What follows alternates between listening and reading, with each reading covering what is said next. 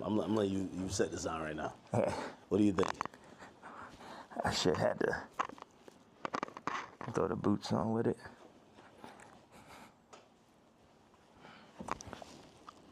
Have you worn this out in public? Nah, you know the funny thing is I really wanted to wear it yesterday, but I thought they would like put me in a hospital for my outfit. Yeah. You know what I'm saying? Like they would put me in the hospital for my outfit. So, so even yesterday, I'm watching the video, and I'm like, who do you think? Like someone knocks on the door. That's what the tweet said or the video said.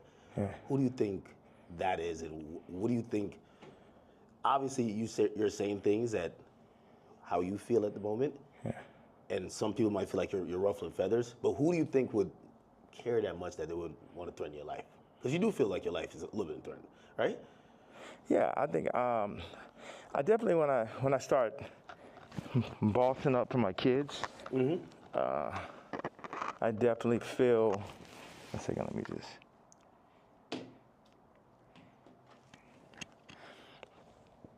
Yeah, I definitely feel that I was pushing life to the limits by pushing into the truth. Like we know that wasn't surprising when I put that image up of my youngest daughter.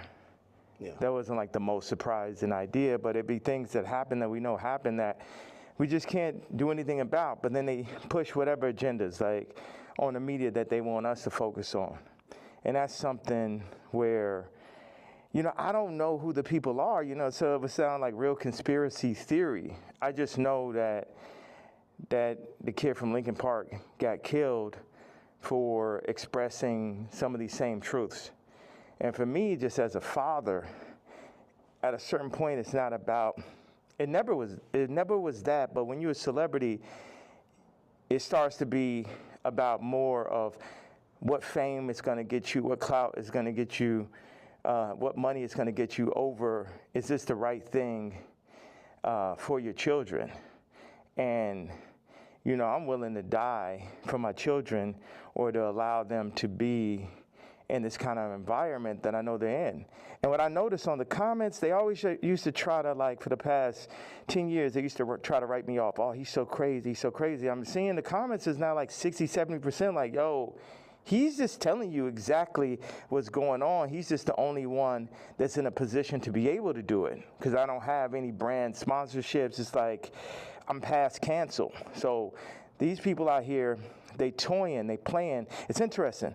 The swastika, I want to just, you know, I know we have a little bit of time. I want to tell you, by doing it, it's sort of like a magnet where people get so mad and they start exposing themselves because the Jews, they move in the tunnels. They move where you can't see them. They're an invisible hand, and they'll get like, what they'll do is they'll threaten people.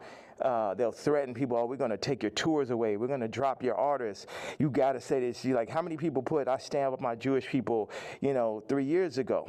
And what I did is I stood on it this time. I never backed down. That's my whole thing. That's why I was mad about removing, that somebody taught me into removing that Jay-Z tweet, because it was just like, nah, the whole idea is no matter what, I'm not going to back down. So by doing a swastika chain, it then ruffled some feathers. And then I really saw the comparison of me and Puff with the Diageo and the Adidas situation. Yeah. Regardless, if they could have locked me up for taxes and that, they wasn't playing fair. Like, okay, cool, fair deal. You did good, we did good. It's like, no, you leaving with nothing. We have to destroy you.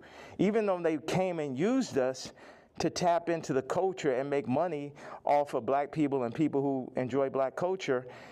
If we said like, yo, you doing us wrong, you stealing my style, you taking all of my employees, you taking Jerry Lorenzo and making him do my same designs as he's the agreeable Kamala nigga.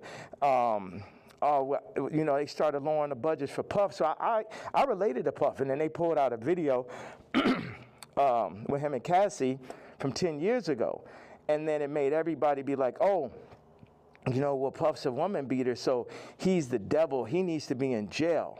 Right? Meanwhile, I don't know somebody who hasn't gotten into an altercation with a girl at one point, and including Cardi. So now Cardi's like at the he the #1 guy at Rolling Loud, and Puff is in jail.